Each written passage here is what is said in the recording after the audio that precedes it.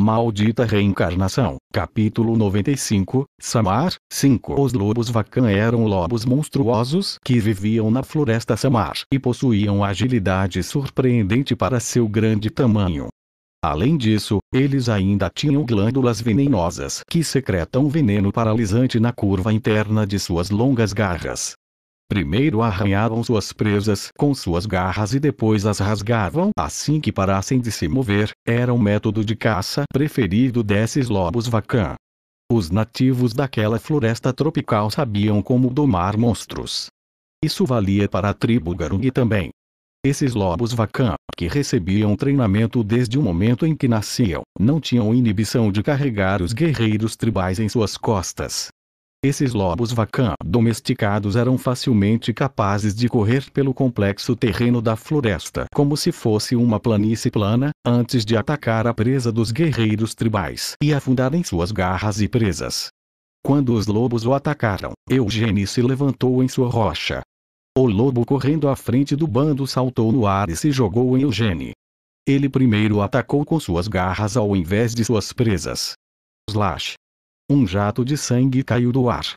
Uma coluna de pedra explodiu do chão e perfurou o corpo do lobo.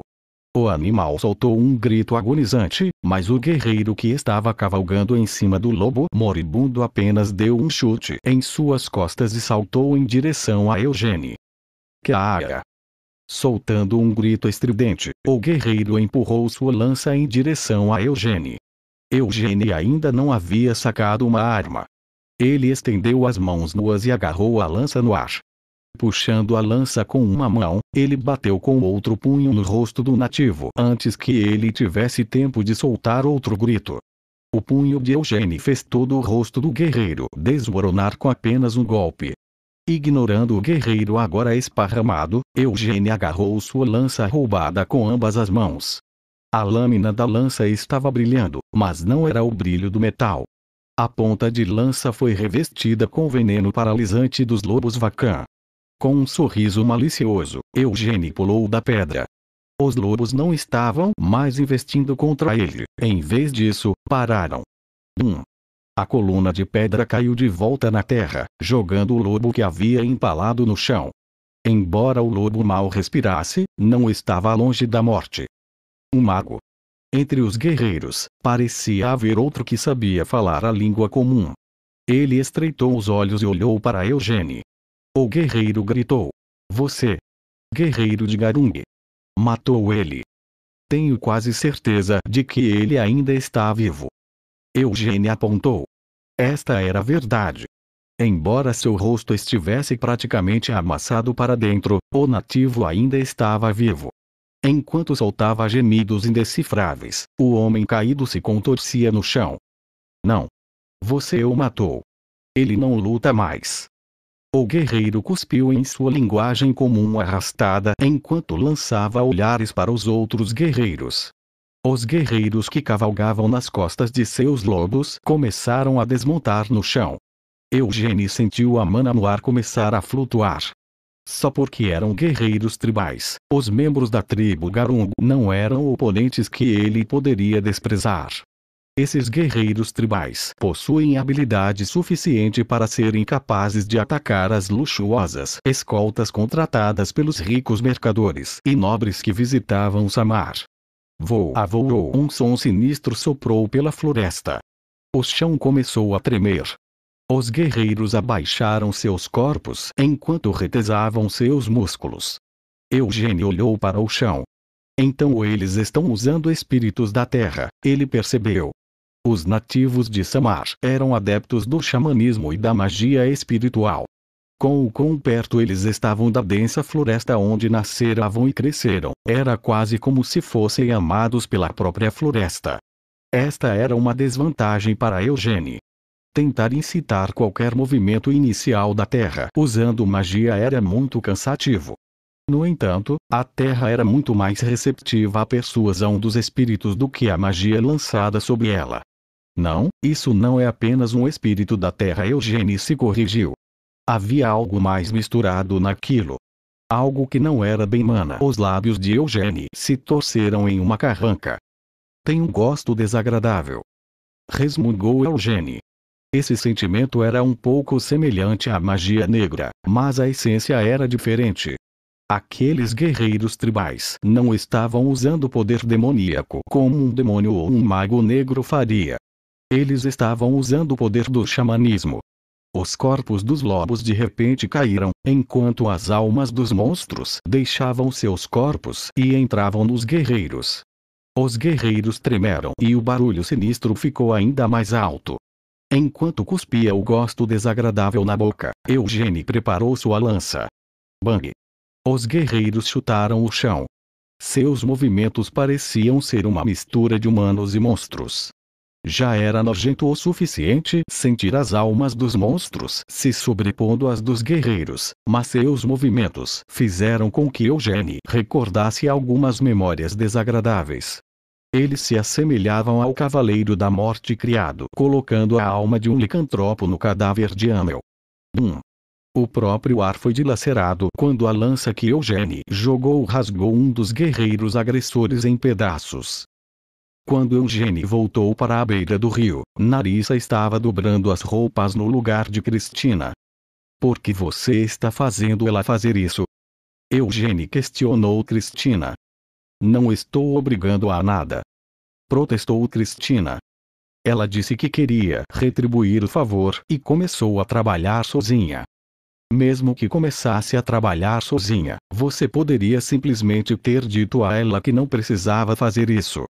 Ela se ofereceu de livre e espontânea vontade, porque queria retribuir nossa ajuda. Se eu dissesse a ela para parar, isso deixaria a senhorita Narissa se sentindo estranha.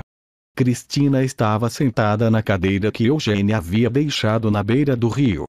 Ela examinou a aparência imaculada de Eugênie antes de sorrir suavemente. Então, qual tribo era? Cristina perguntou. Os Garung. Respondeu Eugênie. Os ombros de Narissa tremeram enquanto ela ouvia a conversa entre eles. Os Garung não são uma pequena tribo. Você se certificou de matar todos eles. Cristina conferiu. O quê? Você acha que eu só mataria alguns deles? Ou acha que eu deveria apenas avisá-los de quão forte sou e dizer-lhes que deveriam desistir de perseguir a Alfa se não quisessem morrer? Eugênie perguntou com um bufo de diversão. Eles provavelmente não teriam ouvido o aviso, mesmo se você tivesse falado. Cristina suspirou. Provavelmente não. Concordou Eugênie. Eugênie também não encontrava prazer em cuidar de assuntos tão inúteis e cansativos. Se possível, ele queria resolver os problemas sem entrar em conflito. No entanto, os guerreiros nativos não eram o tipo de oponente que poderia ser tão facilmente persuadido. Se Eugênie tivesse dito a eles que estaria disposto a pagar o que a Elfa pudesse ter trazido para eles no mercado, eles certamente teriam insistido em pegar todo o dinheiro que Eugênie tinha como preço para libertar a Elfa. Bem, não é como se estivéssemos planejando ficar aqui para sempre. Então, o que ela disse? Eugênie perguntou. Cristina devolveu a pergunta. Por que você mesmo não pergunta a ela? Ela está com muito medo até mesmo de fazer contato visual comigo. Eugênie apontou. Provavelmente porque os ouvidos de uma elfa podem ser um pouco aguçados demais para o seu próprio bem. Disse Cristina com um sorriso ao se levantar de seu assento. Levantando-se ao mesmo tempo, Narissa repetidamente abaixou a cabeça para Eugênie enquanto se desculpava com ele. E eu sinto muito, grande e temível senhorio. Estou tão sobrecarregada. Sinto muito, meus ouvidos captaram coisas que não deveriam. O que ela quer dizer com coisas que não deveria? Eu disse algo importante enquanto estava lá. Eugênie murmurou para si mesmo enquanto se dirigia para a tenda. Esta grande tenda era um artefato que havia sido modificado para maior conveniência, usando magia. Um simples toque em um botão afixado no mastro central fazia com que a barraca se dobrasse perfeitamente sobre si mesma. Embora ainda fosse volumosa, isso não era problema para Eugênie. Ele enfiou a barraca inteira dentro de seu manto e se virou para olhar para Narissa. Então, o que exatamente você ouviu? Eugênie perguntou a ela. Narissa gaguejou. Gritos, e pessoas implorando por suas vidas. Por favor, me poupe. Você estava fazendo todos os tipos de poses antes, enquanto agia legal e fingia ser forte. O que há com você de repente implorando por sua vida? Tão chato. Eu sou um guerreiro da tribo Garung. Se eu não voltar, eles vão enviar perseguidores. Além disso, nossos camaradas não estão longe. Mesmo que o poupe, eles ainda enviarão perseguidores. Eu roubei sua presa, afinal. Então, se eu matar você agora, isso significa que haverá uma pessoa a menos atrás de mim. Então, não diria que seria melhor para mim simplesmente matá-lo agora. Você não concorda? Por minha causa, sinto muito por incomodar vocês. Narissa se desculpou. É realmente mais irritante do que preocupante. Além disso, você já nos pediu ajuda? Quando veio boiando rio abaixo, fui eu que puxei você por vontade própria, e matei aqueles caras porque quis, você nem ao menos me pediu para fazer isso. Eugênia insistiu enquanto enfiava as roupas que Narissa havia dobrado em seu manto. Cristina falou. Vai carregá-la, Sir Eugênia. Carregá-la? Que tipo de bobagem você está dizendo de rap? Eugênia parou quando seus olhos se voltaram para Narissa. De repente, ele lembrou que o pé esquerdo dela havia sido amputado. Os ombros de Narissa se curvaram quando ela sentiu o olhar de Eugênia pousar sobre ela e então se levantou sozinha. E eu vou ficar bem, afirmou ela. Consigo correr bem mesmo com apenas uma perna. Se eu encontrar um galho útil no caminho, posso usá-lo como muleta. Então por favor não, por favor, isso, por favor, aquilo, pode parar com esses malditos por favores. Eugênia suspirou exasperado. Narissa soluçou. Uva, desculpe, não, eu que me desculpo, mas por favor, você pode parar de pedir desculpas o tempo todo também. Eugênia resmungou com alguma vergonha enquanto invocava o espírito do vento. Quando uma rajada de vento repentinamente a fez começar a flutuar, Narissa entrou em pânico e começou a se debater no ar. Diga-me se precisar ir ao banheiro durante a viagem, instruiu Eugênia. Não se mije tentando inutilmente se conter. Sim. Narissa respondeu enquanto engolia seu choque. Como uma elfa, ela também sabia como realizar um pouco de invocação de espíritos. No entanto, os elfos como raça, geralmente tendem a permitir que seus talentos inatos permaneçam inativos devido à sua natureza orientada para a paz. Embora já tivesse vivido por um longo período de 130 anos, a magia de invocação de espíritos de Narissa estava apenas ligeiramente acima do nível de um iniciante na arte. Os elfos eram uma dessas raças. Eles viviam muito tempo, de fato, mas passavam a maior parte do tempo cantando com os pássaros selvagens da floresta e cuidando das flores e das árvores. Mesmo assim, com quanto tempo eles viviam, um arquimago élfico que viveu por centenas de anos era forte o suficiente para fazer um arquimago humano parecer ridículo em comparação. Sir Eugênia, importa-se de me dizer quantos anos tem? Narissa perguntou hesitante.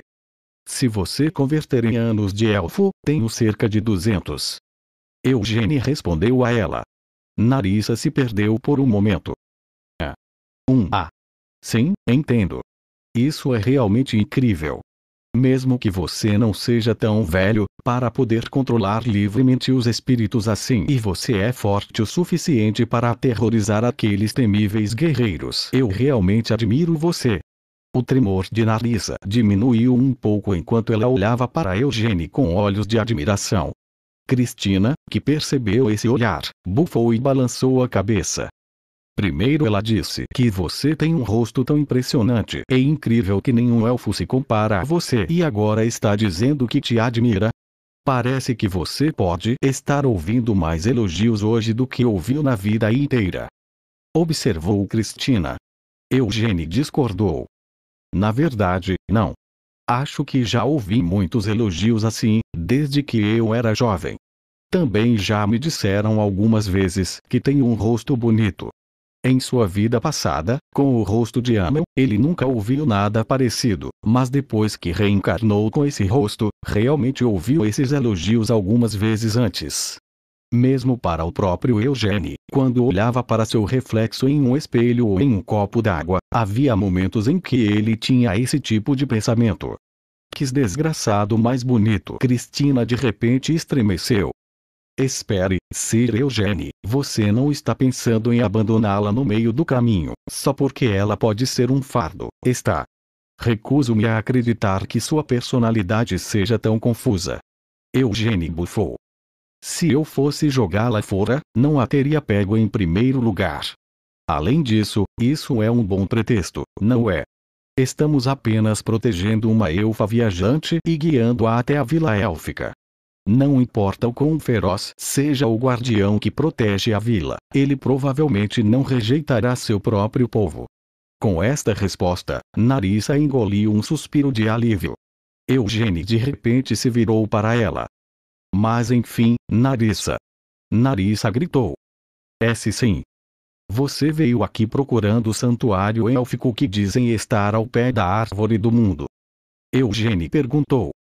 Esse foi um dos motivos, mas também pensei que seria mais fácil viver escondida em uma floresta tropical do que em uma cidade. E eu não precisaria me preocupar com a doença demoníaca também. Narissa vacilou. Eugene olhou para ela. Mas não parece que você pegou a doença demoníaca. Pegou? Não, ainda não peguei, mas quem sabe quando pode acontecer. Narissa murmurou enquanto seu queixo caía no peito.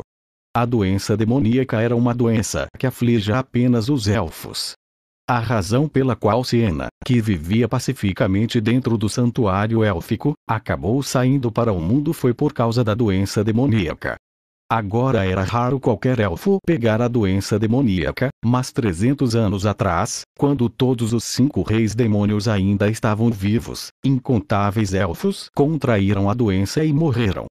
Os elfos que viviam no santuário não eram exceção a isso. Como tal, Siena partiu do santuário élfico.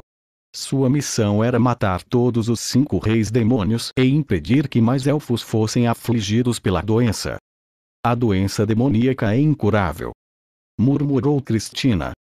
Mesmo com a luz da magia divina, é impossível tratá-la. Até mesmo o rei demônio do encarceramento não teve escolha a não ser fugir da responsabilidade por isso, chamando a doença demoníaca de doença inevitável. Bem, isso faz sentido. Para se livrar da doença demoníaca, todos os reis demônios e demônios teriam que cometer suicídio. Eugene deu uma resposta reprimida antes de se virar para Narissa. Seus pais também nasceram fora da floresta. Sim, Narissa admitiu cautelosamente. Isso significava que ela não seria de nenhuma ajuda para encontrar o lugar. Ele conteve a vontade de dizer isso em voz alta, mas Eugene ainda não podia deixar de pensar isso consigo mesmo. O Jisha era um guerreiro sênior da tribo Garung. Ele era um gigante imponente que se assemelhava a uma estátua de pedra. Sua cabeça raspada e corpo musculoso eram completamente cobertos de cicatrizes e tatuagens. Cheio de raiva fria, o Jisha se virou para olhar ao seu redor e expressou sua conclusão. Foi um massacre unilateral. Ele não teve escolha a não ser julgar a batalha que ocorreu ali como tal. Os guerreiros da tribo e os lobos Vacan, todos foram massacrados unilateralmente. O Jisha caminhou lentamente pelo campo de batalha, examinando os cadáveres.